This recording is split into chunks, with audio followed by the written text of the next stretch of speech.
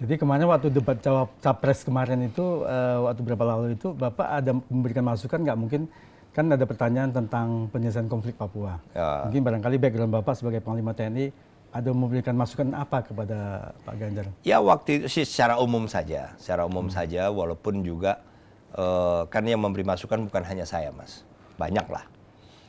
Kita memberi masukan juga tentang Papua. Nah, kalau saya jelas kan pengalaman saya dalam menangani khususnya keamanannya, keamanan di sana kan 1 tahun, Mas. Waktu saya menjadi Panglima, waktu saya menjadi Kepala Staf Angkatan Darat, walaupun saya bukan yang in charge, karena yang in charge itu adalah Panglima TNI, tapi saya kan membantu Panglima TNI untuk menyiapkan pasukan-pasukannya, khususnya dari Angkatan Darat yang akan dikirim ke Papua. Jadi ya sebetulnya kita sudah, waktu saya menjabat Panglima, Mas ya, kita sudah on track.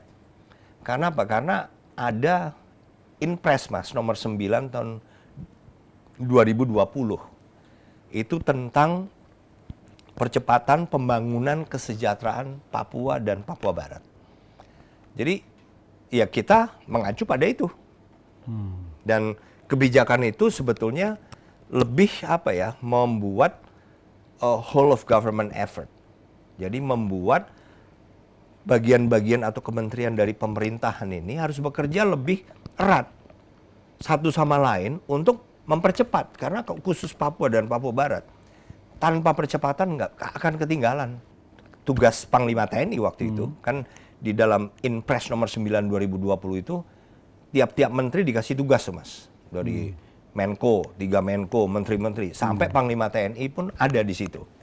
Dan di kita itu ya menyiapkan pengamanan dalam rangka mengawal percepatan pembangunan itu yang diperlukan. Jadi memang general, dan dari saya sendiri memandangnya bahwa masalah keamanan khususnya di Papua ini adalah masalah jangka panjang. Karena apa? Karena ya kondisi perekonomian juga kan berbeda lah.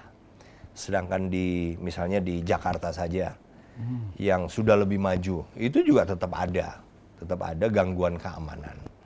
Makanya menurut saya cara yang paling pas dalam hal pendekatan bagaimana kami mengatasi masalah-masalah keamanan ya menggunakan mekanisme penegakan hukum yang berlaku juga di tempat lain di seluruh Indonesia. Nggak ada bedanya. Karena memang di dalam Inpres nomor 9 tahun 2020 itu nggak ada misalnya status khusus. Misalnya Papua sebagai daerah tertib militer, nggak ada. Jadi benar-benar normal. Ya oleh karena itu saya harus patuh hukum. Dalam kondisi normal, maka tugas saya ya sebetulnya lebih ke hal-hal yang sifatnya membantu saja. Mungkin pengaruh eksternal juga barangkali banyak yang sehingga sulit diselesaikan konflik Papua ini barangkali menurut Bapak? Ya mungkin saja ada. Dan kita juga nggak tahu lah. Misalnya mereka punya senjata. Dari mana gitu ya? Dari mana? Ya bukan berarti kita menuduh, nggak juga. Tapi ada juga penyelundupan memang. Penyelundupan ini juga ada mungkin yang dari dalam negeri sendiri, tapi juga tidak menutup kemungkinan ada yang dari luar. Gitu. Tapi kalau kita lihat senjatanya sih sebetulnya nggak canggih-canggih amat sebenarnya, Mas. Cuma medan perangnya mungkin yang sulit barangkali ya dijangkau. Penguasaan. Penguasaan lapangan. Itu yang membedakan. Mereka sangat tahu dan ya daerahnya kan 3,5 kali, Mas. Luasnya. Untuk Papua itu 3,5 kali Pulau Jawa. Sementara personilnya kurang. Hutan betul. Macam ya. Dan personilnya kurang, Mas. Sama Jawa personil militer, saya nggak tahu untuk personil polisi. Personil militer yang ada di Jawa dengan yang ada di Papua lebih banyak yang di Jawa. Padahal wilayah lebih kecil, sepertiganya. Wilayahnya sepertiganya saja. Untuk Papua, belum Papua Barat nih. Papua Barat itu 1,6 kalau nggak salah. Maksudnya lebih besar dari Pulau Jawa.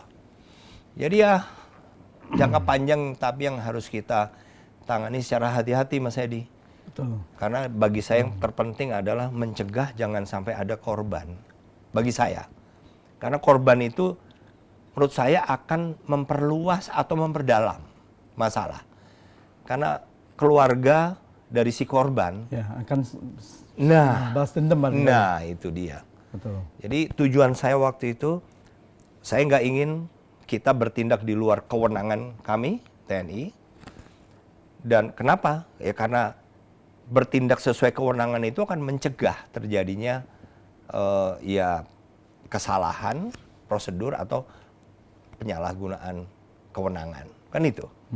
Sehingga korban itu bisa diminimalisir.